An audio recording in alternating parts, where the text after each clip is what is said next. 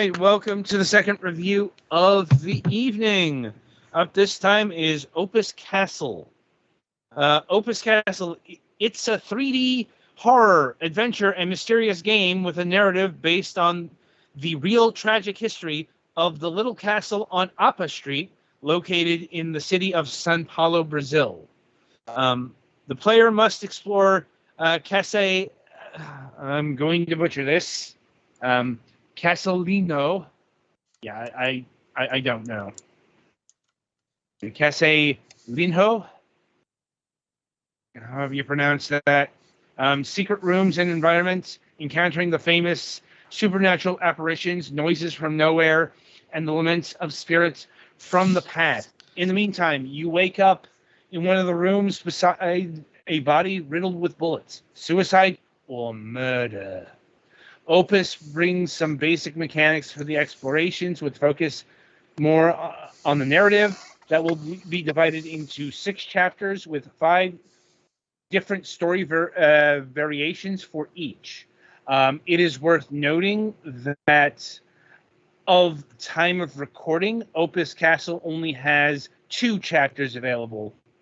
The first chapter is free, and the second one is paid. We'll get to the pricing when we get to that section, but this game was assigned to Petty for review, so over to him with the details. So, yeah, this is a game.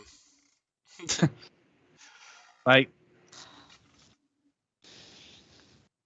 go on. Honestly, there's not a whole lot to it. Like, it's basically kind of like a walking simulator. Uh-huh. Only horror. Ooh. So nothing significant in the way of puzzles or... Not that I really saw. Like, most of the content sounds like in the first chapter. Yeah, it sounds like they were trying to describe it as kind of like an adventure game, but I guess if there aren't that many interactive elements, like there is some things you can interact with, but like, Are there any actual puzzles in this? honestly, not really. And if there was, it was just, so easy it didn't really register. Mm-hmm. So how is this as a horror game? It's honestly mostly jump scare. Oh, joy. Like, literally, the whole second chapter is there's some mild exploring with some expositing, and is basically capped off with a kind of jump scare away from the big monster. And then, yeah, not a whole lot really going on there.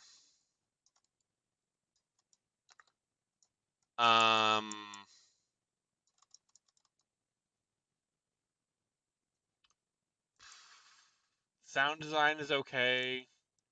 Controls are kind of not great.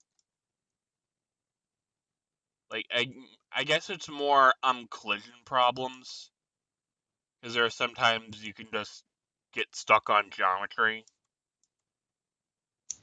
Mm-hmm. As you do. Yeah.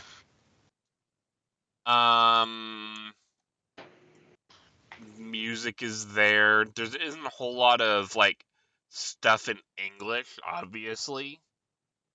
Mm-hmm. So like, if A lot of Brazilian Portuguese. Yeah, if Portuguese is not your native language, you are definitely going to be using the subtitles.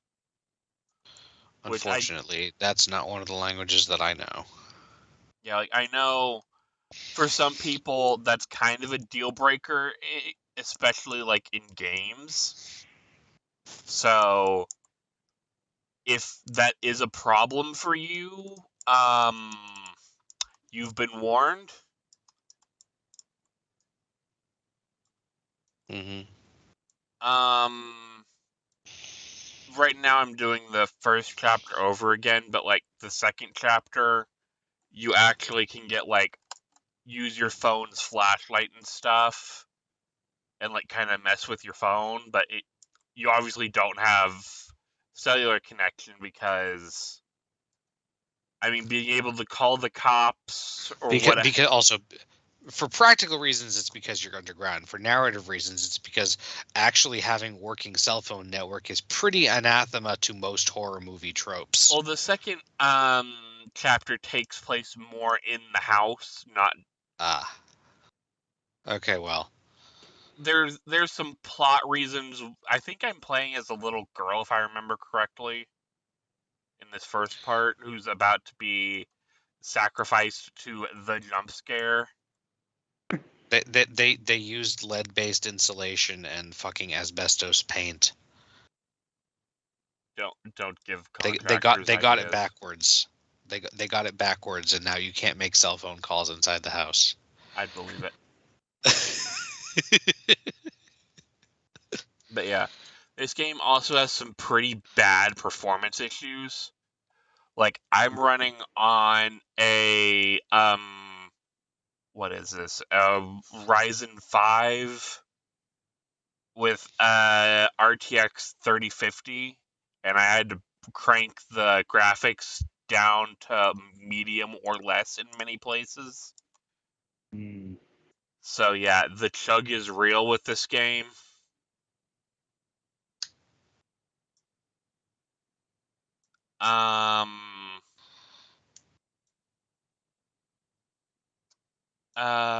Yeah, other than that, the game's kind of bland outside of the jump scares, which I guess kind of makes it worse. You know? Like, it's not even, like, tension building stuff to make the jump scare payoff worth it. It's just bland. Unfortunate.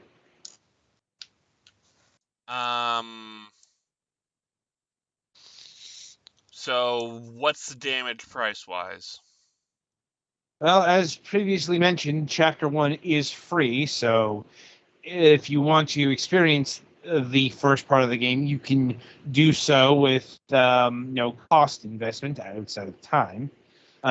As far as price goes, well, once again, we are in the midst of a Steam sale, but putting that aside, let me see here. The regular price of Opus Castle Chapter 2 is $3.99.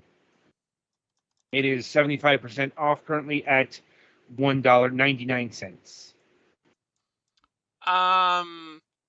The regular price, hell no.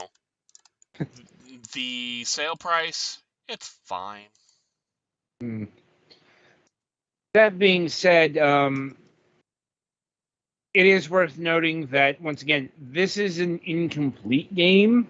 Not the first one of these, strangely enough, that we've reviewed. The Pepper Prince comes to mind, which had like 3 or so chapters done, but not all of them. And that's the thing. I could not tell you what the release schedule of Opus Castle will be, or if a Chapter 3 is even on the horizon. That's the kind of thing that a interview would be needed, and not even necessarily with the publisher. Right. So.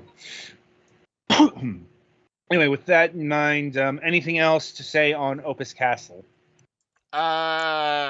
Again, if jump scares aren't really your thing, avoid. Okay. Because, I mean, well, some people that is a problem for, so. I know. Yawning. Alright, any other questions, comments? I would say Nope. fears, but that's kind of what this game is supposed to invoke. Indeed. All right. So that'll about do it for Opus Castle. Be sure to tune in after the break as the Galax reviews The Night Witch.